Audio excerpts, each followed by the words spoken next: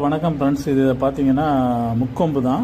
முக்கொம்பில் வண்டியை நிப்பாட்டிட்டு கொஞ்ச நேரம் அப்படி மரத்து நேரில் போய் உட்காரலான்னு உட்காந்தேன். அதுக்குள்ளேயும் வண்டியில் இருந்த பாக்ஸ் ஏதாவது பாருங்கள் கீழே போடுதுங்களா. அது வந்து கருவேப்பிலை பொடி வீட்டில் செஞ்சு கொடுத்துருந்தாங்க. அடுத்து பார்த்திங்கன்னா இன்னொரு டப்பா வந்து ஊறுகாய் ரெடி பண்ணி வச்சுருந்தேன். அது வண்டியில் இருக்குது, அதை எடுக்குது பாருங்கள். அதனால் அங்கே சுற்றுலா பயணிகள் வந்து எந்த ஒரு தின்பண்டம் இருந்தாலும் வண்டியில் ஒரு பேக்கோடு வைக்கக்கூடாது. குரங்கு ஜாஸ்தியாக இருக்கும் அங்கே.